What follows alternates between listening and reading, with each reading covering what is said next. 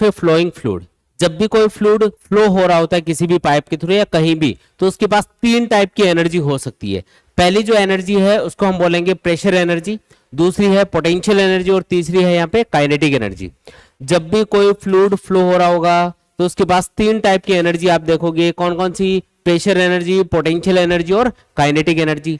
जो pressure energy है उसका फॉर्मूला होता है प्रेशर इनटू वॉल्यूम। जैसे कोई भी V वॉल्यूम है फ्लूइड का, उसके पास प्रेशर एनर्जी कितनी होगी, तो उसका प्रेशर देख लो, उसको वॉल्यूम से मल्टीप्लाई कर दो तो ये आ जाएगा प्रेशर एनर्जी। पोटेंशियल एनर्जी कितनी होगी, तो उसका फॉर्मूला होगा mgh। जैसे m मास ऑफ फ्लूइड है ना, उसको h हाइट पे रखा हुआ ग्राउंड लेवल से, तो उसके पास पोटेंशियल एनर्जी कितनी होगी, mgh के बराबर। और अगर फ्लूइड v वेलोसिटी से फ्लो हो रहा है, उसका कोई m मास, तो उसके पास काइनेटिक एनर्जी होगी हाफ mv² के बराबर। ठीक है।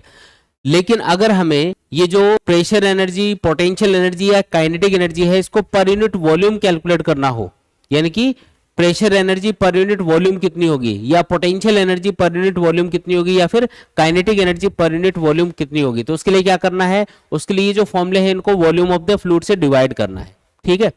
जैसे यहां पे मैं अब कैलकुलेट कर रहा हूं pressure energy per unit volume, तो इसको वॉल्यूम से डिवाइड करो, तो pressure energy per unit volume कितनी निकल के आएगी, तो पीवी को वी से डिवाइड करोगे तो पी आ जाएगा, यानी कि प्रेशर के बराबर। तो किसी भी फ्लूइड की pressure energy per unit volume कितनी होती है, उसके प्रेशर के बराबर होती है। दूसरी चीज, अगर potential energy per unit volume calculate करनी हो तो potential energy per unit volume ये कितनी होगी, तो इसको V से डिवाइड करो तो ये आएगा mgh अपॉन V। और मास अपॉन वॉल्यूम को हम क्या बोल सकते हैं, इसको तो हम डेंसिटी बोल सकते हैं, तो रो जी एच फॉर्मूला बन गया। इसका मतलब potential energy per unit volume जो फ्लूइड के पास रहेगी उसका फॉर्मूला होगा रो जी एच, यानी कि density of the fluid. G मतलब एक्सेलरेशन ड्यू टू ग्रेविटी और H मतलब हाइट। ठीक है।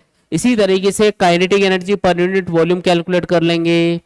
Kinetic energy per unit volume. ठीक है। Kinetic energy per unit volume कितनी होगी, तो इसके लिए क्या करना है, इसको वॉल्यूम से डिवाइड करना है, तो हाफ mv², v यहाँ पे वेलोसिटी स्मॉल v लिख रहा हूं, इसको डिवाइडेड बाय क्या करना है, volume of the fluid. Again mass upon volume क्या बन गया, डेंसिटी, तो ये आंसर आएगा 1/2 रो v²। ये किसका फॉर्मूला आ गया, ये आ गया kinetic energy per unit volume का फॉर्मूला। अब ये तीनों चीजें याद रखनी है। Pressure energy per unit volume कितनी होती है, प्रेशर के बराबर। Potential energy per unit volume होती है रो जी एस के बराबर। और kinetic energy per unit volume बराबर होती है हाफ रो v² के बराबर। ठीक है। अच्छा, इसके बारे में एक चीज और बताऊंगा आपको भी। देखो तीन टाइप की एनर्जी होती है फ्लोइंग फ्लूइड के पास में। एक तो होती है प्रेशर एनर्जी जो कि P इंटू वी के बराबर होती है, एक होती है पोटेंशियल एनर्जी जो कि mgh के बराबर होती है, और एक होती है काइनेटिक एनर्जी जो हाफ mv² के बराबर होती है। और अगर ये तीनों टाइप की एनर्जी आप पर यूनिट वॉल्यूम कैलकुलेट करो तो तीनों फॉर्मूलों को आप V से डिवाइड कर दो, ये तो बन जाएगा P, ये बन जाएगा mgh अपॉन V यानी कि रो जी एच, क्योंकि मास अपॉन वॉल्यूम को हम डेंसिटी बोलते हैं, और ये बन जाएगा हाफ रो v²। ठीक है।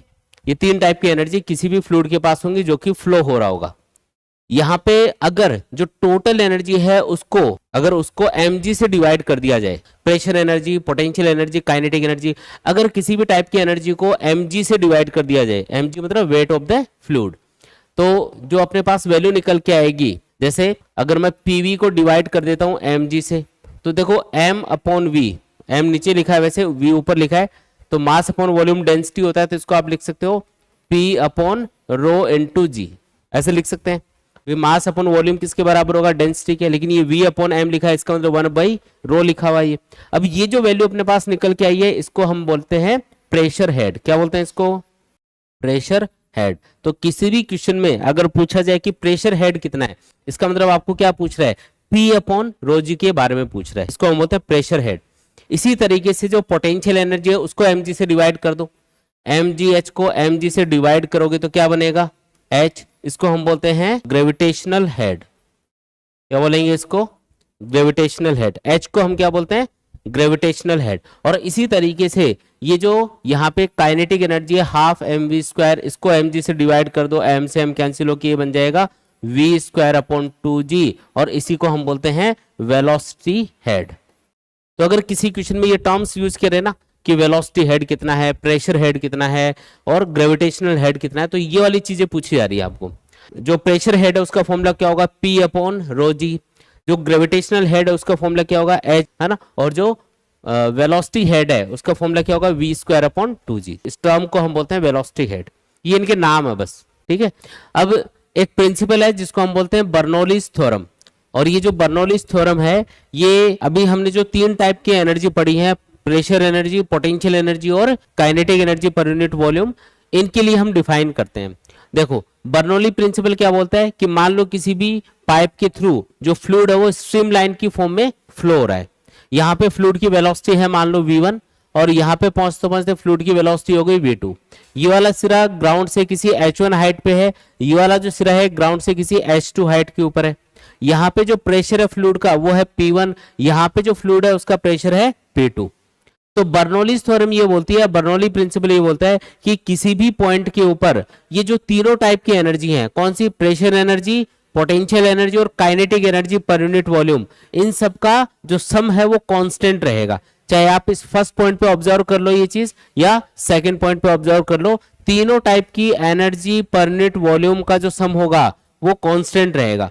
तीनों टाइप की एनर्जी कौन कौन सी, pressure energy per unit volume, potential energy per unit volume और kinetic energy per unit volume, इन तीनों का जो सम है वो क्या रहेगा, कांस्टेंट। तो जब भी फ्लूइड किसी भी पाइप के थ्रू फ्लो हो रहा होता है तो उसमें कोई भी पॉइंट आप उसका ले सकते हो, ये वाला पॉइंट ले लो या ये वाला पॉइंट ले लो, इन दोनों ही जगह पे आपको इन तीनों टाइप की एनर्जी का सम हमेशा कांस्टेंट मिलेगा।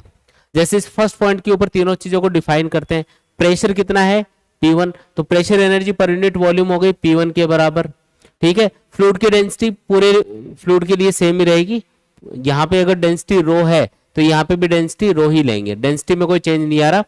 तो इस पॉइंट के ऊपर जो potential energy per unit volume होगी वो कितनी होगी, रो जी H1 के बराबर। Kinetic energy per unit volume कितनी होगी वहां पे, हाफ रो V1 स्क्वायर। और उतनी ही टोटल एनर्जी यहाँ पे होनी चाहिए, तो यहाँ पे होगी pressure energy P2, potential energy per unit volume होगी रो जी H2 और kinetic energy per unit volume होगी हाफ रो V2 स्क्वायर के बराबर। तो ये दोनों जगह पे आपको बराबर करना है। हो सकता है कि किसी जगह पे जो पाइप है वो हॉरिजॉन्टल हो, अगर हॉरिजॉन्टल पाइप होगा तो उसकी ग्राउंड लेवल से हाइट दोनों जगह पे क्या होगी, बराबर होगी। मान लो कोई इस टाइप का पाइप है और उससे फ्लूइड बह रहा है, इससे फ्लूइड फ्लो हो रहा है सपोज करो, तो इसके इस वाले पॉइंट की ग्राउंड लेवल से हाइट और इस वाले पॉइंट की ग्राउंड लेवल से हाइट बराबर होगी, तो रो जी एच और रो जी एच ये दोनों साइड में कैंसिल हो जाएगा। तो इसके लिए आप सिंपली क्या लिख सकते हो, जैसे यहाँ पे फ्लूइड की वेलोसिटी v1 है, यहाँ पे फ्लूइड की वेलोसिटी v2 है, यहाँ पे प्रेशर p1 है, यहाँ पे प्रेशर p2 है, तो इसके लिए क्या लिखेंगे, p1 plus half rho v1 square बराबर होगा p2 plus half rho v2 square. ये रो जी एच वाले टर्म मैंने कैंसिल कर दिए दोनों साइड में। तो हॉरिजॉन्टल पाइप के लिए ऐसा कर सकते हैं। बाकी अगर इस टाइप का पाइप है, कहीं नीचे है कहीं ऊंचा है, तो उस कंडीशन में फिर तीनों टर्म्स का सम आपको कैलकुलेट करना है। तीनों टर्म्स का जो सम होगा यानी कि प्रेशर एनर्जी, पोटेंशियल एनर्जी और kinetic energy per unit volume, इन तीनों का सम आपको दोनों जगह पे बराबर करना है, ठीक है। इसको हम बोलते हैं बर्नौलीज थ्योरम। तो आगे हम इसको यूज करेंगे। नेक्स्ट है फिर एप्लीकेशन ऑफ बर्नौलीज थ्योरम। जो बर्नौलीज थ्योरम हमने पढ़ी थी उसकी एप्लीकेशन हम लोग स्टडी करेंगे कि डेली लाइफ में आप उसको कहां पे यूज करते हो। देखो पहली जो एप्लीकेशन है उसमें हमने यहाँ पे 2 बोट्स दिखा रखी है जो किसी रिवर के अंदर मान लो मूव कर रही है किसी वेलोसिटी v के साथ। दोनों की वेलोसिटी v मान लेते हैं एक बार। अगर ये दोनों बोट्स चलेंगी तो इनके आसपास जो पानी इनके कांटेक्ट में है वो भी इनके साथ मूव कर रहा होगा। सिंपल सी बात है, पानी के ऊपर चल रही है तो वो भी इनके साथ थोड़ा सा आगे मूव करेगा। तो इधर जो पानी इनके कांटेक्ट में होगा, जो फ्लूइड इनके कांटेक्ट में होगा, उसकी वेलोसिटी भी v रहेगी और इधर जो फ्लूइड है उसकी वेलोसिटी भी क्या रहेगी, v। ऐसे इस बोट के लिए इसके इधर जो वाटर कांटेक्ट में है इसके, उसकी वेलोसिटी v है और इधर भी वेलोसिटी क्या है, v। अब आप देखोगे कि बीच में जो फ्लूइड है उसकी वेलोसिटी कितनी हो गई, तो v प्लस v मिला के 2v ज्यादा हो गई ना। और किनारों पे जो वेलोसिटी है वो कितनी है, v और v के बराबर है। अब बर्नौलीज थ्योरम ये बोलते हैं कि किसी भी फ्लूइड के पास में जो कि फ्लो हो रहा होता है उसके पास तीनों जो एनर्जीज होती हैं per unit volume, pressure energy per unit volume, kinetic energy per unit volume और potential energy per unit volume, इन तीनों का सम क्या रहेगा, कांस्टेंट रहेगा। अब इस बोट के दोनों साइड में जो पानी है और बीच में जो पानी है वो तो ग्राउंड लेवल से सेम हाइट पे ही होगा, तो पोटेंशियल एनर्जी यहाँ पे और यहाँ पे तो वाटर के लिए सेम रहेगी। तो ये वाले टर्म तो एक बार छोड़ दो, ठीक है। अब ये दो टर्म बच रही है यहाँ पे, ठीक है, ये दो टर्म बच रही है। तो मैं अगर इधर साइड में इनको देखूं तो साइड में जो वेलोसिटी है वो है v के बराबर और बीच में वेलोसिटी क्या है 2v, तो बीच में वेलोसिटी ज्यादा है। अब क्योंकि पोटेंशियल एनर्जी तो तीनों जगह पे बराबर है तो इस वाली टर्म को तो एक बार भूल जाओ, ये वाली टर्म लिख देता हूं मैं, pressure plus half rho v square, ठीक है, ये क्या रहेगा, कांस्टेंट रहेगा। तो अगर यहाँ पे और यहाँ पे वेलोसिटी कम है फ्लूइड की और बीच में ज्यादा है, तो जहां पे वेलोसिटी ज्यादा होगी वहां पे ऑटोमेटिकली प्रेशर कम हो जाएगा, क्योंकि दोनों टाइप की जो एनर्जी का सम है यहाँ पे और यहाँ पे वो हर जगह बराबर होना चाहिए। अगर बीच में वेलोसिटी ज्यादा है फ्लूइड के पास में तो प्रेशर कम रहेगा, अगर साइड में वेलोसिटी कम है तो प्रेशर ज्यादा रहेगा, क्योंकि इन दोनों का जो सम है वो तो कांस्टेंट ही रहना चाहिए। यहाँ पे ये फ्लूइड की प्रॉपर्टी होती है बर्नौली प्रिंसिपल के अकॉर्डिंग। इसका मतलब यहाँ पे प्रेशर ज्यादा है, यहाँ पे ज्यादा है और बीच में कम है, तो ये दोनों बोट्स आपस में टकरा जाएंगी। आप देखते हो कि दो बोट्स अगर बिल्कुल पास पास जा रही होती तो अचानक से वो आपस में टकरा जाती है, जानबूझ के नहीं टकराती। क्यों? क्योंकि उनके बीच में जो फ्लूइड है उनकी वेलोसिटी ज्यादा होती है, जिसकी वजह से प्रेशर अपने आप ही कम हो जाता है। और बीच में अगर प्रेशर कम हो गया और साइड में प्रेशर ज्यादा होगा तो इधर से इन दोनों बोट्स के ऊपर एक धक्का लगेगा, जिसकी वजह से आपस में टकरा जाती है। तो ये इसकी डेली लाइफ में एक एप्लीकेशन हो गई, जो बर्नौलीज प्रिंसिपल के अकॉर्डिंग हम समझा सकते हैं ये, ठीक है। दूसरा, जो एरोप्लेन उड़ते हैं वो भी बर्नौली प्रिंसिपल के अकॉर्डिंग ही उड़ पाते हैं। जितने भी एरोप्लेन उनकी जो डिजाइन होती है या उनके विंग्स की जो डिजाइन है वो आपने देखी होगी, कुछ इस टाइप की होती है। विंग्स आगे से मोटे होते हैं और पीछे से ऐसे पतले होते हैं। एरोप्लेन के जो विंग्स होते हैं ना, या एरोप्लेन की जो शेप होती है वो भी इसी टाइप की सी होती है। अब ऐसी शेप क्यों रखी जाती है उसका रीजन समझो। देखो यहाँ पे जब एरोप्लेन आगे जा रहा होगा, मान लो एरोप्लेन इधर जा रहा है, जो हवा रहेगी एटमॉस्फेयर के अंदर वो इसके ऊपर से और इसके नीचे वाली सरफेस से इस तरीके से इसके ऊपर से जा रही होगी, कुछ हवा इसके नीचे से जा रही होगी। अब मान लो यहाँ पे दो मॉलिक्यूल थे, एयर के दो मॉलिक्यूल्स हैं ए और बी, पहले ये इस पोजीशन पे थे। जैसे ही एरोप्लेन आगे जाएगा हवा को चीरता हुआ, तो ये वाला जो मॉलिक्यूल है इसको इसकी ऊपर वाली सरफेस से होके आना है यहाँ पे ए डैश पे, और ये वाला जो मॉलिक्यूल है इसको इसकी नीचे वाली सरफेस से होके आना है यहाँ पे। तो ये वाला जो मॉलिक्यूल है इसको तो कम डिस्टेंस ट्रेवल करनी पड़ रही है और इस वाले मॉलिक्यूल को ज्यादा डिस्टेंस ट्रेवल करनी पड़ रही है, और सेम टाइम के अंदर अगर इनको यहाँ से यहाँ तक पहुंचना है तो इस वाले मॉलिक्यूल की वेलोसिटी क्या होनी चाहिए, उसके लिए ज्यादा होनी चाहिए, तभी तो ये ज्यादा डिस्टेंस ट्रेवल कर पाएगा सेम टाइम के अंदर। इस वाले मॉलिक्यूल को कम डिस्टेंस ट्रेवल करनी है, इस वाले मॉलिक्यूल को ज्यादा डिस्टेंस ट्रेवल करनी है सेम टाइम में। अब ये तभी पॉसिबल होगा जब ये वाला मॉलिक्यूल तेज चल रहा हो, और अगर ये मॉलिक्यूल तेज चलेगा तो ऊपर ऑटोमेटिकली प्रेशर क्या हो जाएगा, कम, क्योंकि हमने ये पढ़ा है कि तीनों टाइप की जो एनर्जी डेंसिटी होती है फ्लूइड के पास में, प्रेशर एनर्जी और काइनेटिक एनर्जी और potential energy per unit volume, इन तीनों का सम हमेशा कांस्टेंट रहता है। तो जब एरोप्लेन ऐसे जा रहा होगा तो ऊपर जो फ्लूइड है यानी कि जो हवा है उसकी वेलोसिटी थोड़ी ज्यादा होती है नीचे की कंपैरिजन में। अगर हवा की वेलोसिटी ज्यादा होगी तो वेलोसिटी ज्यादा है तो कोई ना कोई चीज यहाँ पे कम रहेगी। कौन सी चीज कम होगी? प्रेशर कम रहेगा, तो यहाँ पे प्रेशर ऑटोमेटिकली कम हो जाएगा। यहाँ पे हवा की वेलोसिटी क्या है? कम, तो यहाँ पे प्रेशर की वेलोसिटी क्या हो जाएगी? ज्यादा। ये चीज समझ में आई क्या? क्योंकि तीनों टाइप की एनर्जी का सम कांस्टेंट रहना चाहिए। अगर वेलोसिटी ज्यादा है तो प्रेशर कम हो जाएगा, अगर वेलोसिटी कम है तो प्रेशर ऑटोमेटिकली बढ़ जाएगा, सम हमेशा कांस्टेंट बना रहेगा। अब नीचे प्रेशर ज्यादा लग रहा है, ऊपर प्रेशर कम लग रहा है, तो जो नेट प्रेशर आएगा वो ऊपर की तरफ आएगा। ये वाला प्रेशर ज्यादा है, ये कम, तो नेट प्रेशर ऊपर की तरफ लगेगा, जिसकी वजह से ये जो एरोप्लेन है हवा में लिफ्ट हो जाएगा, मतलब हवा में उड़ता रहेगा, गिरेगा नहीं। इस तरीके से इसको समझाया जाता है, ठीक है। इसके बाद में जो स्प्रेयर होता है, आपने देखा होगा कलर करने के लिए कई जगह पे स्प्रे यूज किया जाता है। उसमें एक बोतल होती है जिसमें ऐसे कलर फिल होता है, और यहाँ पे कंप्रेसर से हवा इसमें ट्यूब के अंदर से पास करवाते हैं, और जैसे ही हवा इसके अंदर से पास होती है, क्योंकि हवा के पास काफी ज्यादा वेलोसिटी होगी, तो यहाँ पे प्रेशर क्या हो जाएगा? कम हो जाएगा, और प्रेशर कम होने से लिक्विड इस ट्यूब के अंदर ऊपर चढ़ जाएगा, फिर हवा के साथ ये बाहर स्प्रे हो जाता है। तो ये जो स्प्रेयर होता है इसका जो फंक्शन है ये भी किसके ऊपर डिपेंड करता है? बर्नौली प्रिंसिपल के ऊपर डिपेंड करता है। समझ में आया क्या? यहाँ से तेज हवा फेंकते हैं इस ट्यूब के अंदर से, और जैसे तेज हवा इसमें से बाहर निकलेगी तो यहाँ पे क्योंकि हवा की वेलोसिटी ज्यादा है, यहाँ पे तो हवा रुकी हुई है एक तरह से, तो यहाँ पे वेलोसिटी कम है, यहाँ पे वेलोसिटी ज्यादा है हवा की, वेलोसिटी ज्यादा होगी तो प्रेशर क्या हो जाएगा, कम। तो इस पॉइंट पे प्रेशर हो जाता है कम, अंदर प्रेशर होता है ज्यादा, तो अंदर वाला जो प्रेशर है वो इस लिक्विड को ऊपर चढ़ा देता है इस ट्यूब के अंदर। जैसे लिक्विड ऊपर चढ़ेगा, इधर से तेज हवा आ ही रही है तो वो इसको अपने साथ ऐसे स्प्रे कर देगी। कलर करने के लिए ज्यादातर इसको यूज करते हैं अपन, ठीक है। इसके अलावा देखा होगा कि जब तूफान आता है तो कई जगह पे जो टिन शेड्स वगैरह होते हैं, घरों की जो टिन शेड वगैरह होते हैं वो हवा में उड़ जाते हैं। रीजन, ये मान लो टिन शेड है ना, इस घर के ऊपर ये टिन शेड लगे हुए हैं, तो तेज हवा चलेंगी तो ऊपर एयर की वेलोसिटी क्या होगी, ज्यादा, और नीचे यानी कि घर के अंदर वेलोसिटी क्या होगी, ना के बराबर ही होगी, क्योंकि रूम के अंदर जो एयर है वो इतनी तेज नहीं फ्लो होती है जितना ऊपर फ्लो हो रही होगी। तो ऊपर वेलोसिटी क्या है, एयर की ज्यादा, नीचे क्या है, कम। तो ऊपर प्रेशर क्या हो जाएगा, प्रेशर हो जाएगा कम, यहाँ पे प्रेशर क्या रहेगा, कम, और अंदर प्रेशर क्या रहेगा, ज्यादा।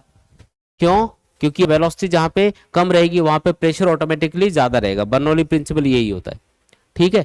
अब यहाँ पे क्योंकि फ्लूइड की वेलोसिटी ज्यादा है तो प्रेशर ऑटोमेटिकली ड्रॉप हो जाएगा, तो ऊपर प्रेशर कम है नीचे ज्यादा है, तो इस पे एक नेट फोर्स ऊपर की तरफ लगेगा। अंदर प्रेशर ज्यादा है ना हवा का, तो वो उसको ऐसे लिफ्ट कर देगा टिन शेड को, और हवा के साथ वो उड़ जाएंगे फिर, ठीक है। तो ये जो लिफ्ट करने वाला काम है ना, टिन शेड को ऊपर उठाने वाला काम है, वो इस प्रेशर डिफरेंस की वजह से होता है, इसकी वजह से ये हवा में उड़ जाते हैं। तो ये भी फंक्शन किसकी वजह से हो रहा है, बर्नौली प्रिंसिपल के अकॉर्डिंग आप इसको समझा सकते हो, इस तरीके से होगा, ठीक है।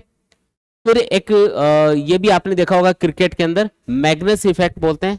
जब आप किसी भी बॉल को फेंकते हो, स्पिन करवाते हो, तो आप देखते हो कि हवा में वो मुड़ जाती है ऐसे। अगर आप फुटबॉल में भी आपने देखा होगा, ये फुटबॉल में वो किक मारते हैं तो फुटबॉल ऐसे जाती है घूम के, ऐसे वो गोल हो जाता है फिर, है ना, पहले इधर जा रही होती है फिर हवा में ऐसे मुड़ के वो चली जाती है। तो ऐसा क्या कैसे होगा मतलब, तो ये होता है मैग्नस इफेक्ट। उसमें जब उस फुटबॉल को या उस बॉल को जब फेंका जाता है, फुटबॉल को जब किक मारी जाती है या फिर बॉल को जब फेंका जाता है, तो उसको ऐसे घुमा के फेंकते हैं हम लोग। बॉलिंग करने वाला होता है ना, वो बॉल को ऐसे घुमा के फेंकेगा, ऐसे सीधा नहीं फेंकता वो ऐसे घुमा के फेंकेगा, तो वो घूमती हुई जाएगी, और घूमती हुई जाने की वजह से क्या होगा, जैसे ये बॉल है ऐसे घूमती हुई जा रही है आगे, तो अगर घूमती हुई जाएगी तो इसकी ऊपर वाली सरफेस पे देखो, ये बॉल आगे भी जा रही है और घूम भी रही है, तो यहाँ पे जो एयर इसके कांटेक्ट में होगी, इसके पास वेलोसिटी ज्यादा होगी। क्यों, बॉल को ऐसे घुमा के फेंका ना आपने, तो घूमती हुई जा रही है, तो ऊपर जो पार्टिकल या एयर के जो मॉलिक्यूल इस बॉल के कांटेक्ट में होंगे, वहां पे आप देखोगे तो यहाँ पे एयर की वेलोसिटी क्या रहेगी, ज्यादा, क्योंकि एक तो बॉल घूम रही है यानी आगे की तरफ घूम रही है, नहीं ऐसे ऐसे घूम रही है, और आगे की तरफ जा रही है, तो दो वेलोसिटी इसमें ऐड हो रही है, एक तो आगे की तरफ जाने की और एक स्पिन होने की। नीचे अगर देखोगे तो आगे की तरफ तो जा रही है बॉल, लेकिन ये ऐसे घूम रही है, इसकी वजह से एक वेलोसिटी मॉलिक्यूल्स के पास अपोजिट डायरेक्शन में आ जाएगी, जिसकी वजह से नेट वेलोसिटी आगे की तरफ कम हो जाएगी। नीचे अगर वेलोसिटी कम होगी, नीचे वेलोसिटी अगर कम होगी, ऊपर वेलोसिटी अगर ज्यादा होगी, तो प्रेशर ऊपर तो हो जाएगा कम और नीचे हो जाएगा ज्यादा, जिसकी वजह से ऊपर की तरफ इसके ऊपर एक प्रेशर लगेगा, एक फोर्स लगेगा, जिसकी वजह से ऊपर की तरफ मुड़ जाएगी। तो इस तरीके से हवा में बॉल मुड़ जाती है, फुटबॉल मुड़ जाती है, उसमें हम यही कॉन्सेप्ट लगाते हैं, मैग्नेस इफेक्ट बोलते हैं इसको, ठीक है। इसके अलावा अगर किसी भी पाइप के थ्रू, अगर मान लो कोई भी पाइप है उसके थ्रू कोई फ्लूइड फ्लो हो रहा है, और आपको पता करना है कि उसमें कितना वॉल्यूम पर सेकंड उस पाइप के थ्रू फ्लो हो रहा होगा, तो वो कैलकुलेट करने के लिए एक डिवाइस होता है जिसको हम बोलते हैं वेंटूरीमीटर। क्या बोलते हैं इसको, वेंटूरीमीटर बोलते हैं, और ये भी बर्नौली प्रिंसिपल के अकॉर्डिंग ही काम करता है। देखो यहाँ पे जैसे मान लो जिस पाइपलाइन के अंदर फ्लूइड फ्लो हो रहा है उसके बीच में इसको लगा दिया जाता है। कोई पाइपलाइन होगी ना जिसमें कोई फ्लूइड फ्लो हो रहा होगा, उसके बीच में इसको लगाया जाएगा। जैसे ये कोई पाइपलाइन है, यहां पे इसको फिट कर दिया, ठीक है, इस तरीके से कोई पाइपलाइन होगी और इसके बीच में आप इसको वेंटूरीमीटर को क्या कर दोगे, फिट कर दोगे। अब ये जो वेंटूरीमीटर है यहाँ पे देखो, इस पॉइंट ए के ऊपर देखो, यहाँ पे इसका क्रॉस सेक्शनल एरिया क्या है, ज्यादा है, इसको A1 मान लो। और ये जो बी पॉइंट है यहाँ पे आप देखो, यहाँ पे इसका क्रॉस सेक्शनल एरिया क्या होगा, कम होगा, इसको A2 मान लेते हैं, ठीक है।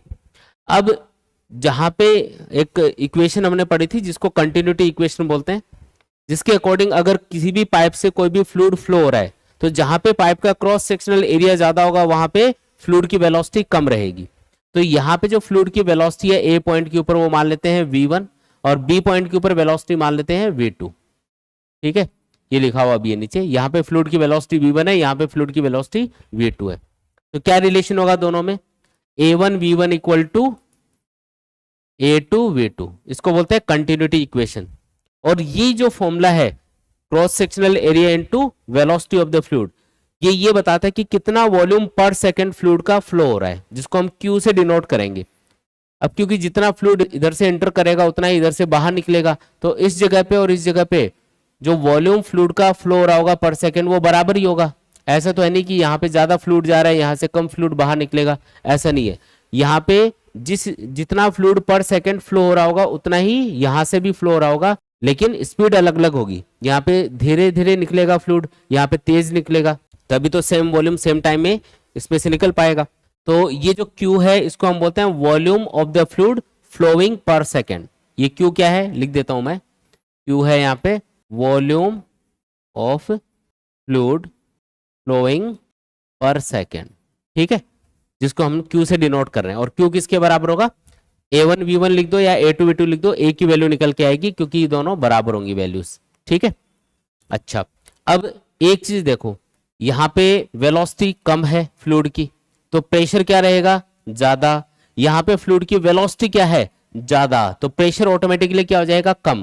तो आप देख रहे हो कि ये जो ट्यूब्स हैं इनके अंदर जो लिक्विड ऊपर चढ़ा हुआ है इसकी हाइट अलग अलग है। यहाँ पे ज्यादा हाइट तक लिक्विड चढ़ गया, यहाँ पे कम हाइट तक चढ़ पाया, क्यों, क्योंकि यहाँ पे प्रेशर ज्यादा है यहाँ पे कम है। तो इसकी वजह से एक प्रेशर डिफरेंस क्रिएट हो गया और उसकी वजह से यहाँ पे ये जो लिक्विड यहाँ पे इन ट्यूब्स के अंदर चढ़ा हुआ है इसकी हाइट में भी आपको एक डिफरेंस नजर आएगा। समझ में आई, ये प्रेशर डिफरेंस की वजह से है। और ये जो प्रेशर डिफरेंस है यहाँ पे और यहाँ पे, उसको आप लिख सकते हो जैसे यहाँ पे प्रेशर मैं P1 मान लेता हूँ, यहाँ पे प्रेशर मान लेता हूँ P2, P1 माइनस P2 इसको बोल देते हैं। ये इसका फॉर्मूला होता है रो जी एच। एच का मतलब क्या है, दोनों ट्यूब्स के अंदर जो फ्लूइड है उनकी हाइट का डिफरेंस। तो रो जी एच किसके बराबर होगा, प्रेशर डिफरेंस के बराबर होगा जो यहाँ पे और यहाँ पे रहेगा। ये एक रिलेशन अपने पास आ गया। ठीक है, अब मैं यहाँ पे बर्नौलीज थ्योरम अप्लाई कर रहा हूँ। कौन से पॉइंट पे, एक तो ए पॉइंट पे और एक बी पॉइंट पे लगाओ। यहाँ पे प्रेशर कितना P1, यहाँ पे फ्लूइड के पास kinetic energy per unit volume कितनी 1/2 रो V1 स्क्वायर। अब ए पॉइंट और बी पॉइंट दोनों सेम लेवल पे ही हैं, इसलिए पोटेंशियल एनर्जी यहाँ पे और यहाँ पे बराबर रहेगी। इसलिए पोटेंशियल एनर्जी वाली जो टर्म आती है ना उसको मैं लिख नहीं रहा हूँ क्योंकि वो दोनों साइड में कैंसिल होगी, यहाँ पे और यहाँ पे। तो यहाँ पे प्रेशर एनर्जी और kinetic energy per unit volume इन दोनों का जो सम है वो यहाँ पे भी जितना भी काइनेटिक एनर्जी और pressure energy per unit volume होगी उसके बराबर होना चाहिए। ठीक है, पोटेंशियल एनर्जी वाली टर्म को हमने स्किप कर दिया क्योंकि वो बराबर है तो कैंसिल हो जाती है। यहाँ पे प्रेशर एनर्जी होगी P2 और काइनेटिक एनर्जी होगी 1/2 रो V2 स्क्वायर। ठीक है, तो इससे P1 माइनस P2 क्या आएगा, P1 माइनस P2 बराबर आएगा half rho V2 square minus V1 square के बराबर। अब P1 माइनस P2 किसके बराबर है, रो जी एच के बराबर है। तो अगर P1 माइनस P2 की जगह आप क्या लिख दोगे, रो जी एच, तो इससे एक फॉर्मूला आ जाएगा अपने पास। मैं इधर लिख रहा हूँ ये P1 माइनस P2 की जगह रो जी एच लिखना है जो कि बराबर होगा 1/2 rho V2 square minus V1 square. Rho को उड़ा देंगे तो बताओ V2 square minus V1 square किसके बराबर आ गया, 2GH के बराबर आ गया। तो अगर आपको यहाँ पे और यहाँ पे फ्लूइड की वेलोसिटी पता हो तो आप उस हाइट के डिफरेंस को कैलकुलेट कर सकते हो। एक तो ये इसका फॉर्मूला बन गया। फिर इसमें एक चीज और है, हमें तो ये कैलकुलेट करना है कि कितना फ्लूइड पर सेकंड इसके अंदर से पास हो रहा है पाइप के अंदर से। Q की वैल्यू कैलकुलेट करनी है एक तरह से। तो एक काम करते हैं, जो V2 और V1 की वैल्यू है वो इस रिलेशन से यहाँ पे पुट करेंगे। देखो यहाँ पे Q किसके बराबर है, A1 V1 के बराबर है। तो बताओ V1 किसके बराबर आएगा, Q अपॉन A1 के बराबर। इसी तरीके से Q is also equal to A2 V2। तो बताओ V2 किसके बराबर आएगा, Q अपॉन A2 के बराबर। ये वैल्यूज मैं यहाँ पे पुट कर रहा हूँ। V2 की जगह तो मैं वहां से लिखूंगा Q अपॉन A2 और इसका होल स्क्वायर, और V1 की जगह मैं लिखूंगा Q अपॉन A1 और उसका whole square equal to 2GH।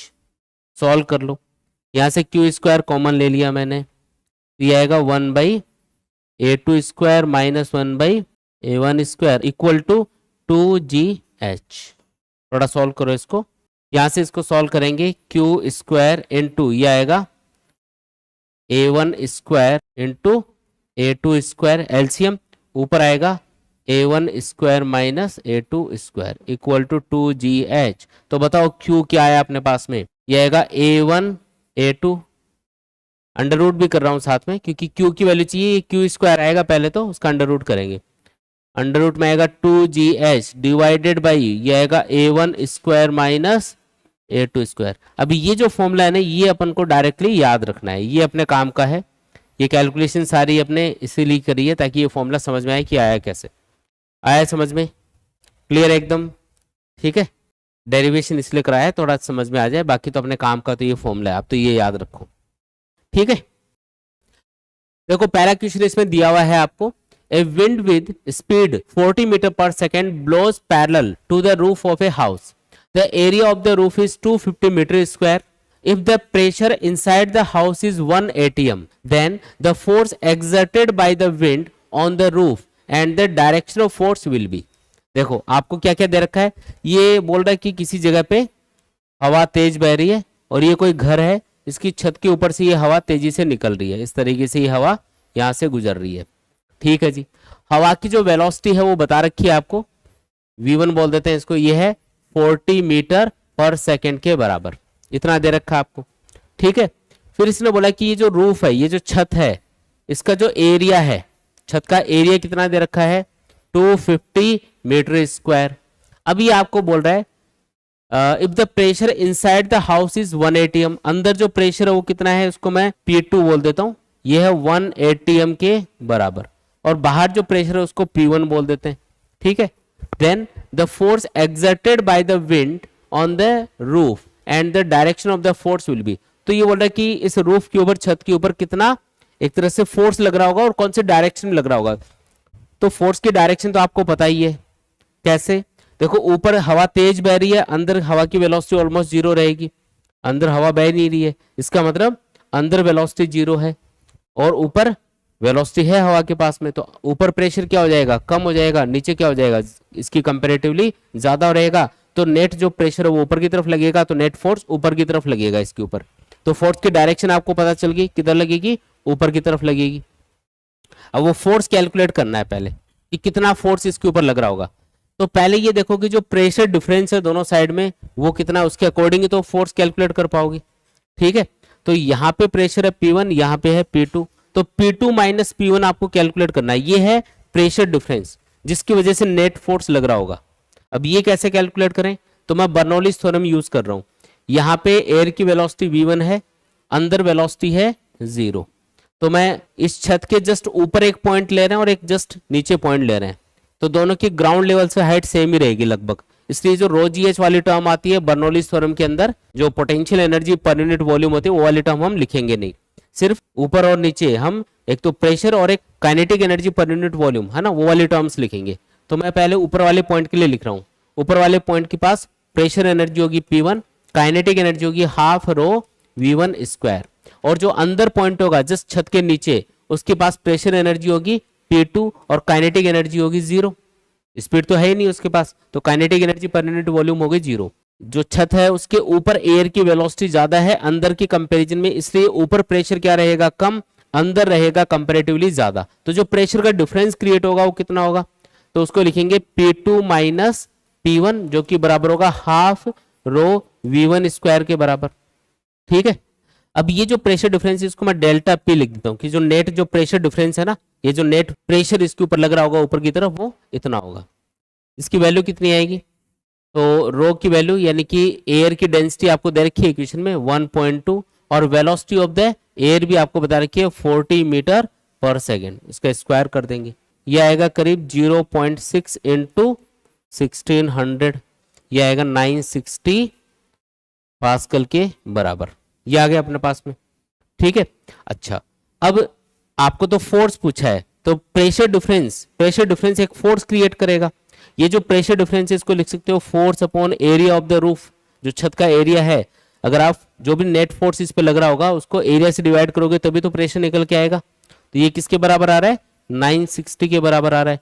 तो हमको तो फोर्स पूछा है कि नेट फोर्स कितना लग रहा होगा इसके ऊपर की तरफ, तो एरिया से इसको मल्टीप्लाई कर दो 960 को, एरिया ऑफ द रूफ आपको दे रखा है कितना है 250, ये मल्टीप्लाई करके सॉल्व कर लेंगे ठीक है, ये पूरा सॉल्व करोगे तो ये आएगा 2.4 इंटू 10⁵ न्यूटन के बराबर। और कौन सी डायरेक्शन में आएगा फोर्स? अपवर्ड्स। तो देख लो कौन सा ऑप्शन करेक्ट है यहाँ पे, जो फर्स्ट वाला ऑप्शन है वो करेक्ट है। ठीक है, 2.4 इंटू 10⁵ न्यूटन, इतना इसके ऊपर फोर्स लगेगा और ऊपर की तरफ ये लग रहा होगा। नेक्स्ट क्वेश्चन देखो, a manometer connected to a close tap reads 3.5 into 10⁵ newton per metre square. When the valve is opened, the reading of manometer falls 3 into 10⁵ newton per metre square. Then find the velocity of flow of water।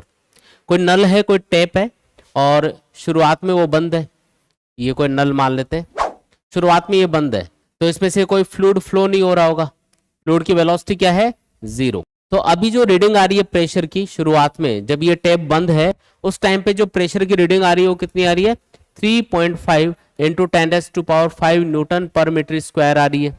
अभी fluid की velocity क्या है? 0। जैसे tap को open किया, fluid इसके अंदर से बाहर निकलना स्टार्ट हो गया, तो आपको पूछ रहा है इस फ्लूइड की वेलोसिटी क्या होगी? अगर अभी जो प्रेशर की रीडिंग आ रही है वो आ रही है 3 into 10⁵ newton per metre square के बराबर। ठीक है, अब जो टेप है इसके अंदर से कुछ फ्लूइड ऐसे जा रहा होगा, फिर इधर से बाहर निकल रहा होगा। शुरुआत में जब आपने इसको ओपन नहीं किया था तो फ्लूइड की वेलोसिटी इसके अंदर 0 थी, तो फ्लूइड के पास सिर्फ प्रेशर एनर्जी थी। ठीक है, तो शुरुआत में इसके पास क्या है? Pressure energy P1। Kinetic energy कितनी है? 0, क्योंकि शुरुआत में वेलोसिटी 0 है, तो बस एक ही टाइप की एनर्जी है इसके पास में, फ्लूइड के पास में। जब टेप को ओपन कर दिया तो इसके पास प्रेशर एनर्जी भी है और कुछ इसके पास काइनेटिक एनर्जी भी है पर यूनिट वॉल्यूम, जो कि हाफ रो V2 स्क्वायर के बराबर होगी। ठीक है, पोटेंशियल एनर्जी वाली जो टर्म आएगी दोनों साइड में रो जी एच, उसको हमने लिखा नहीं है। ठीक, ये आ गया। अब यहाँ पे P1 माइनस P2 यानी कि जो प्रेशर का डिफरेंस है वो हम इजीली पता कर सकते हैं, क्योंकि दोनों वैल्यूज हमको पता है। तो ये P1 माइनस P2 बराबर आएगा हाफ रो V2 स्क्वायर। आपको V2 पूछा है वैसे इसने, तो बताओ V2 इक्वल टू क्या आएगा? तो 2 P1 minus P2 divided by रो, और फिर लास्ट में इसका अंडर रूट भी करना पड़ेगा। देख लेते हैं क्या आता है सॉल्व करने पे। 2 P1 माइनस P2, इन दोनों को सब्ट्रैक्ट करोगे तो ये 3.5 है, ये 3 है, तो ये आएगा 0.5 और इंटू 10⁵ आ जाएगा। डिवाइडेड बाई क्या करना है? रो, यानी कि डेंसिटी ऑफ वाटर, जो कि 10⁵ के बराबर होती है। 2 इंटू 0.5, ये तो 1 ही बन गया, तो ये अंडर रूट के अंदर आएगा 100, यानी कि 10 मीटर पर सेकेंड। ये आ गई वेलोसिटी ऑफ द फ्लूइड। यहां से जब फ्लूइड बाहर निकलेगा तो इसकी वेलोसिटी होगी 10 मीटर पर सेकेंड के बराबर। आया समझ में? ही टफ है क्या? आसान है एकदम। नेक्स्ट क्वेश्चन देखो, there is a hole in the bottom of a tank having water. If total pressure at the bottom is 3 atm, then find the velocity of water from the hole. ये बोल रहा कि कोई tank है इस type से और उसके बॉटम पे कोई होल है, यहाँ पे एक होल मान लेते हैं, इसके अंदर फ्लूइड भरा हुआ है। ठीक है, वाटर भरा हुआ है मान लो। अब ये यहां से बाहर निकल रहा होगा किसी V1 वेलोसिटी से मान लो, है ना। तो आपको पूछ रहा है कि बताओ किस वेलोसिटी से यहां से फ्लूइड बाहर निकल रहा होगा। ये वेलोसिटी आपको कैलकुलेट करके बतानी है। ये जो बॉटम है टैंक का, यहाँ पे प्रेशर आपको दे रखा है। अच्छा, ये जो होल है जस्ट ये इस टैंक के बाहर आप मान सकते हो। यहाँ पे जो प्रेशर होगा वो P1 होगा, जो कि एटमॉस्फेरिक प्रेशर के बराबर होगा, जो कि होता है 1 atm। और ये वाला जो पॉइंट है ये टैंक के अंदर है। यहाँ पे जो प्रेशर है इसको मैं P2 बोल देता हूँ, और P2 आपको दे रखा है क्वेश्चन में 3 atm के बराबर। यहाँ पे फ्लूइड रुका हुआ है, यहाँ पे मूव कर रहा है। यहाँ पे जो प्रेशर होगा वो एटमॉस्फेरिक प्रेशर के बराबर होगा, क्योंकि ये पॉइंट जस्ट टैंक से बाहर आ गया एक तरह से। यहाँ से जो फ्लूइड बाहर निकल रहा होगा ना, उस पर तो सिर्फ एटमॉस्फेरिक प्रेशर लग रहा होगा, ये मान के चलेंगे। तो बताओ ये इन दोनों पॉइंट्स की, एक तो ये वाला पॉइंट ले लो और एक यहाँ पे पॉइंट ले लो, इन दोनों पॉइंट्स की ग्राउंड लेवल से हाइट क्या है? सेम। जो potential energy per unit volume होगी दोनों के पास वो सेम रहेगी, तो उस वाली टर्म को तो छोड़ दो। अब बर्नौलीज थ्योरम के अकॉर्डिंग दोनों जगह पे प्रेशर एनर्जी और kinetic energy per unit volume, इन दोनों का सम बराबर कर दो। यहाँ पे प्रेशर एनर्जी कितनी? P2। काइनेटिक एनर्जी कितनी फ्लूइड की? 0। यहाँ तो फ्लूइड मूव ही नहीं कर रहा, यहाँ मूव कर रहा है, तो काइनेटिक एनर्जी इसके पास है नहीं। ये बराबर होनी चाहिए यहाँ पे pressure energy P1 plus kinetic energy per unit volume के, यानी कि हाफ रो V1 स्क्वायर के। बस आ गया अपने पास में आंसर। P2 आपको दे रखा है 3 ATM। अच्छा 1 ATM कितना होता है? 10⁵ पास्कल के बराबर होता है, तो 3 × 10⁵। P1 कितना है? 1 ATM, यानी कि 10⁵ pascal plus half density of water कितनी होती है? 10⁻³ इंटू V1 आपको पूछा जा रहा है, ये इधर ले जाओ तो ये आएगा 2 × 10⁵ इक्वल टू 1/2 × 10⁻³ V1 स्क्वायर। तो V1 स्क्वायर क्या आएगा बताओ? 2 से 2 इधर मल्टीप्लाई हो जाएगा, ये बन गया 4 × 10⁵ डिवाइडेड बाई ये अपॉन में चला जाएगा, यानी कि 10⁻³, ये आएगा 400। बताओ V1 कितना आया? 20 मीटर पर सेकेंड आ गया, यानी कि यहां से जो फ्लूइड बाहर निकल रहा होगा उसकी स्पीड कितनी होगी? 20 मीटर पर सेकेंड के बराबर होगी। कितना आसान क्वेश्चन है, बोलो आया कि नहीं आया? इस तरीके से करना है इन क्वेश्चंस को।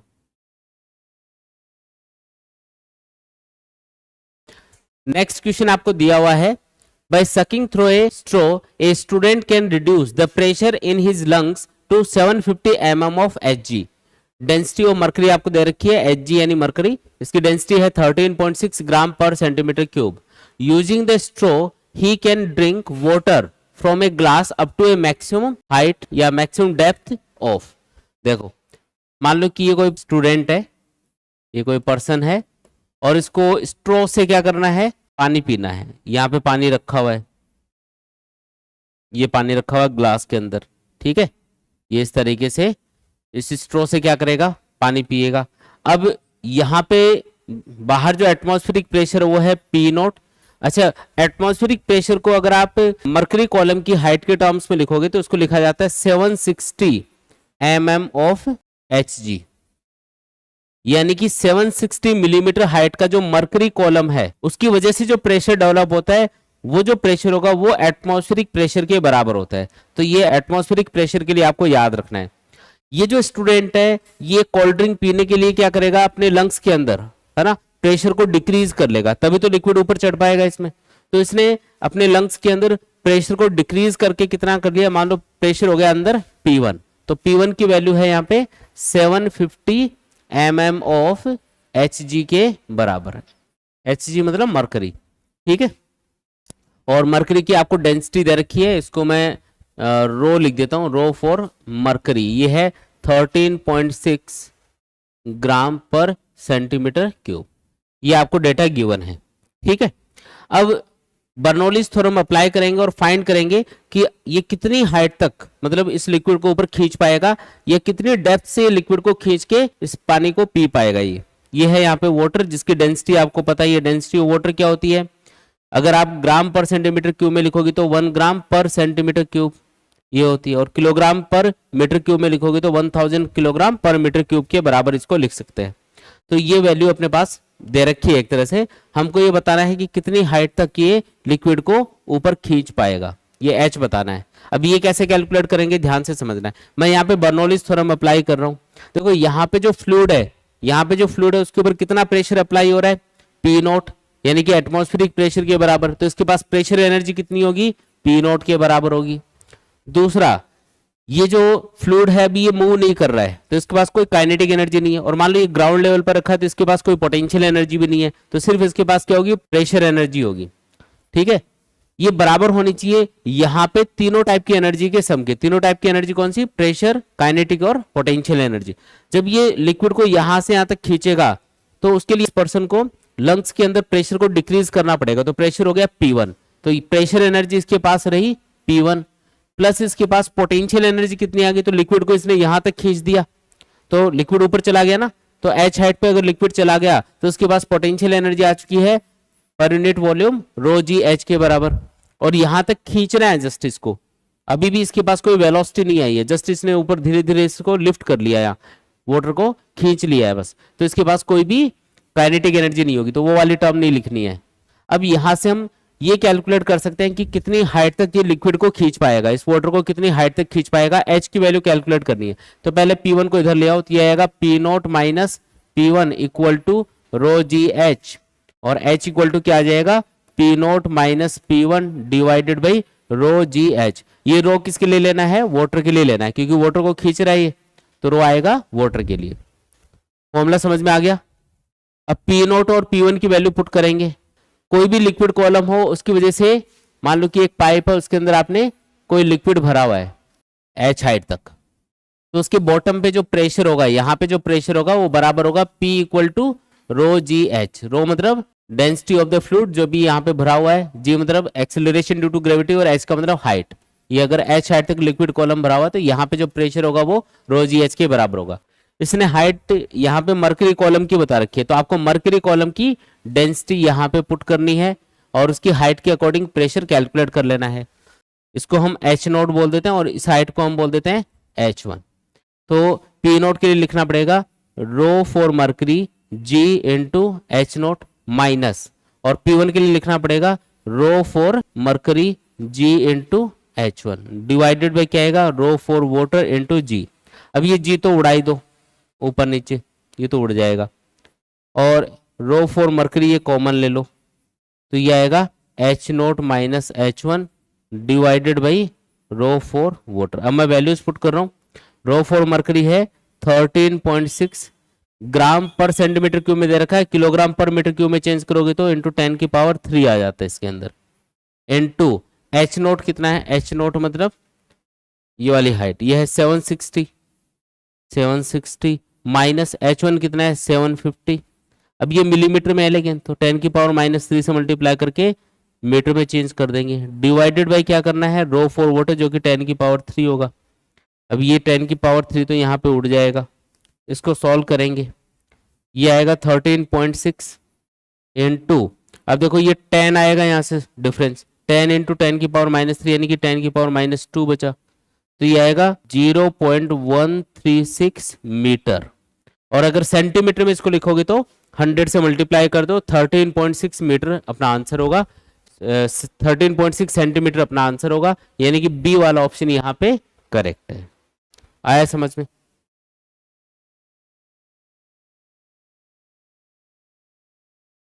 नेक्स्ट क्वेश्चन देखो, ए horizontal pipeline carries water at a point where the cross sectional area is 10 centimeter square, the water velocity is 1 meter per second and pressure is 2000 pascal. Find the pressure of water at another point where the cross sectional area is 5 centimeter square. ये किसी pipeline की बात कर रहा है, ये किसी pipeline की बात कर रहा है जिसमें एक सिरे पे क्रॉस सेक्शनल एरिया कितना है? 10 सेंटीमीटर स्क्वायर है, इसको A1 बोल देते हैं, और दूसरे सिरे पे क्रॉस सेक्शनल एरिया कितना है? 5 सेंटीमीटर स्क्वायर। ये आपको दे रखा है क्वेश्चन में। ये इस वायर की एक्सिस हो गई, यहां से जब वाटर फ्लो हो रहा है तो उसकी स्पीड है 1 मीटर पर सेकेंड के बराबर। ठीक है, मान लो यहां से जब वाटर बाहर निकलेगा तो इसकी स्पीड हो जाती है V2। अभी हमें V2 पता नहीं है, ठीक है। फिर इसने बोला कि यहाँ पे इस वाले पॉइंट पे जो प्रेशर है वो है 2000 पास्कल के बराबर। तो बताओ यहाँ पे प्रेशर P2 कितना होगा? प्रेशर पूछा है आपको, क्वेश्चन समझ में आया? हॉरिजॉन्टल पाइपलाइन है, बस मोटाई अलग अलग है इसकी, अलग अलग जगह पे। सबसे पहले तो ये फाइंड करते हैं कि यहाँ पे वेलोसिटी क्या होगी, क्योंकि उसकी जरूरत पड़ेगी आपको। यहाँ पे वेलोसिटी कितनी होगी वाटर की, तो ये फाइंड करने के लिए हम कंटिन्यूटी इक्वेशन लगाएंगे। कंटिन्यूटी इक्वेशन ये होती है A1V1 इक्वल टू A2V2। अब आपको V2 कैलकुलेट करना है तो V2 इक्वल टू आएगा A1V1 डिवाइडेड बाई A2। अब इसमें वैल्यूज पुट करके सॉल्व करो। V2 equal to cross sectional area A1 कितना है? 10 सेंटीमीटर स्क्वायर, तो 10 इंटू 10 की पावर -4 लिखेंगे, मीटर स्क्वायर में चेंज कर लेंगे। V1 कितना है? वेलोसिटी है 1 मीटर पर सेकेंड। A2 कितना है? सेकेंड जगह पे यहाँ पे cross sectional area 5 centimetre square, इसको भी मीटर स्क्वायर में चेंज कर लो। सॉल्व करोगे तो आएगा 2 मीटर पर सेकेंड। इसका मतलब यहां से जब फ्लूइड बाहर निकल रहा होगा, वाटर बाहर निकल रहा होगा, तो इसकी स्पीड होगी 2 मीटर पर सेकेंड के बराबर। हमें पूछा है यहाँ पे प्रेशर कितना है। अब ये जो प्रेशर P2 है इसको कैलकुलेट करने के लिए क्या करना है? बर्नौलीज थ्योरम लगानी है। बर्नौलीज थ्योरम के अकॉर्डिंग यहाँ पे फ्लूइड के पास में प्रेशर एनर्जी है P1 प्लस काइनेटिक एनर्जी है पर unit volume half rho V1 square के बराबर। ठीक है, यहाँ पे प्रेशर एनर्जी है P2 प्लस यहाँ पे kinetic energy per unit volume होगी हाफ रो V2 स्क्वायर के बराबर। दोनों साइड में जो पोटेंशियल एनर्जी वाली टर्म है वो मैंने लिखी नहीं है, क्योंकि यहाँ पे पोटेंशियल एनर्जी होगी फ्लूइड के पास में ρgh, यहाँ पे भी होगी ρgh, इसलिए ρgh दोनों साइड में कैंसिल हो जाएगा, इसलिए उसको लिखा नहीं है। हमें पूछा है P2, तो P2 को छोड़ के बाकी सब इधर ले आओ। तो P1 plus half rho V1 square minus V2 square, ये मैंने कॉमन ले लिया हाफ रो, तो इसको ऐसे लिख दिया। P2 की वैल्यू हम कैलकुलेट कर सकते हैं। P1 तो है 2000, हाफ रो मतलब डेंसिटी ऑफ वाटर जो कि 10⁻³ होती है। V1 कितना है, वेलोसिटी यहाँ पे कितनी है 1, और V2 कितना है 2, तो 1 का स्क्वायर यानी 1 माइनस 2 का स्क्वायर यानी कि 4। यहाँ पे ये -3 आएगा ना, इसलिए ये माइनस बन जाएगा -3/2 इंटू 10⁻3। ये 3/2 यानी कि 1.5 इंटू 10/3 करोगे तो ये 1500 बनेगा। 2000 में से 1500 माइनस करोगे तो 500 पास्कल अपना आंसर आएगा। मतलब ये वाला जो पॉइंट है यहाँ पे प्रेशर कितना होगा, 500 पास्कल के बराबर होगा। तो कौन सा ऑप्शन करेक्ट है यहाँ पे, बी वाला ऑप्शन करेक्ट होगा। पहले हमें कंटिन्यूटी इक्वेशन लगा के वेलोसिटी फाइंड करनी है और उसके बाद में हमको बर्नौलीज थ्योरम अप्लाई करनी है। ठीक है,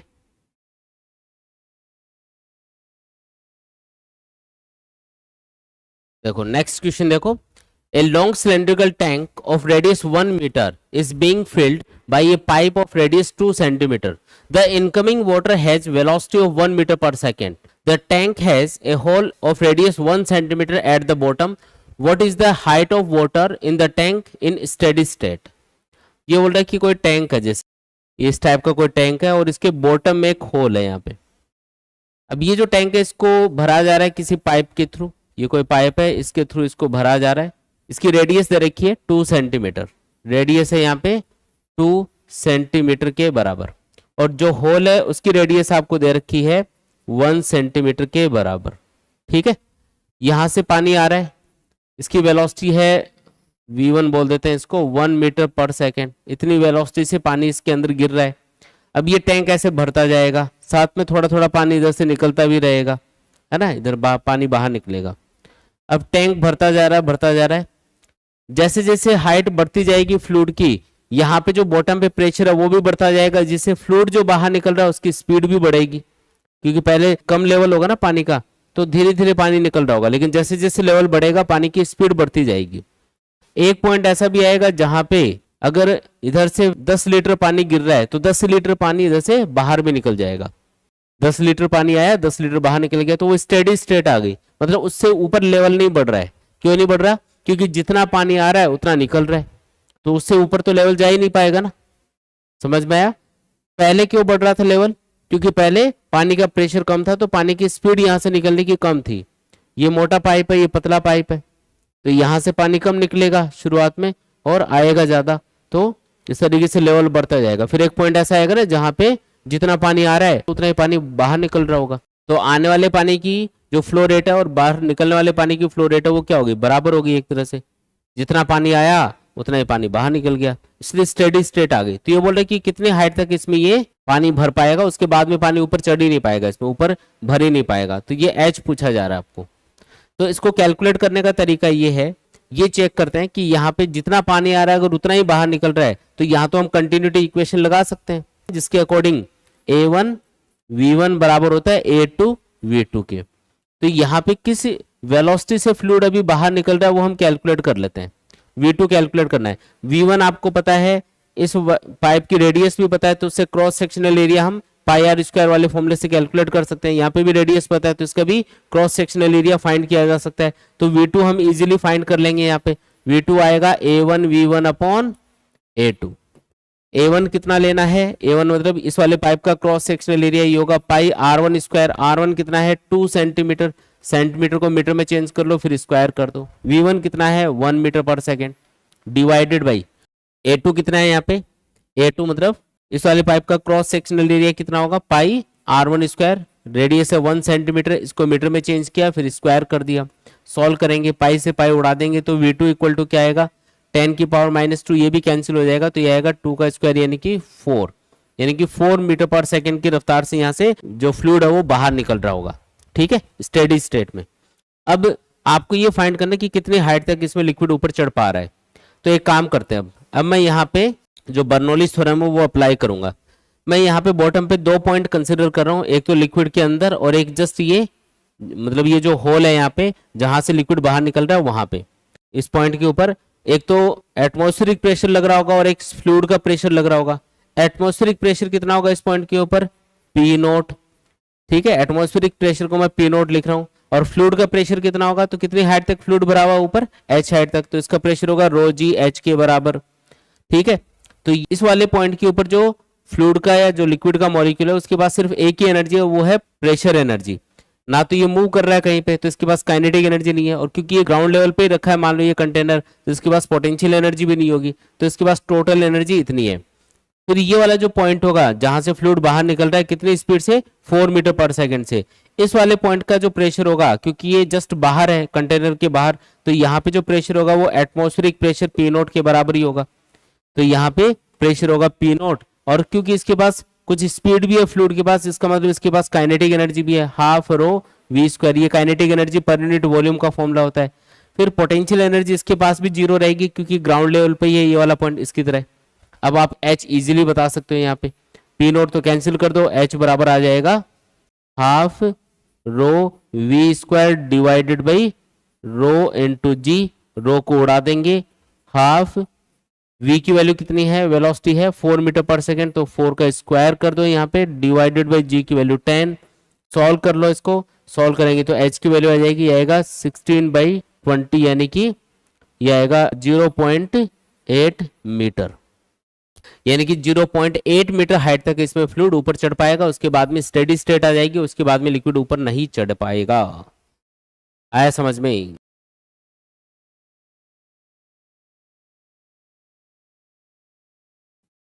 नेक्स्ट क्वेश्चन है, in the given figure if v1 equal to 2 meter per second and v2 equal to 3 meter per second, then find the difference in levels h of the liquid in the two tubes।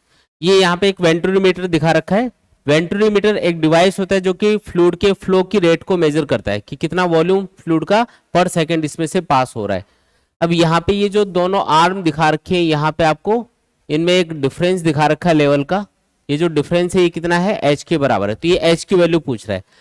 तो ये जो point है जहां पे cross sectional area कितना है A2, और ये वाला जो पॉइंट है जहां पे क्रॉस सेक्शनल एरिया कितना है A1, इन दोनों पॉइंट्स पे फ्लूइड की वेलोसिटी बता रखी है क्वेश्चन में। v1 कितना है 2 मीटर पर सेकंड, v2 कितना है 3 मीटर पर सेकंड। अब इसका एक फॉर्मूला होता है, ये जो हाइट है ना इसको मेजर करने का एक फॉर्मूला है, ये बराबर होगा v2 square minus v1 square equal to 2gh के। ये फॉर्मूला डायरेक्टली लगाना है और h की वैल्यू यहाँ पे बतानी है, तो h इक्वल टू क्या आएगा, v2 square minus v1 square upon 2g। v2 कितना है, तो v2 आपको दे रखा है 3 का स्क्वायर यानी कि 9, v1 दे रखा है 2 यानी कि 2 का स्क्वायर यानी कि 4, डिवाइडेड बाई 2 इंटू जी, जी की वैल्यू 10, क्या आएगा 5/20, ये आएगा 0.25 मीटर, जिसको आप सेंटीमीटर में लिखोगे तो 25 सेंटीमीटर बोल सकते हो। वैसे मीटर में ये आंसर है, तो 0.25 मीटर अपना फाइनल आंसर होगा। ठीक है, आया समझ में?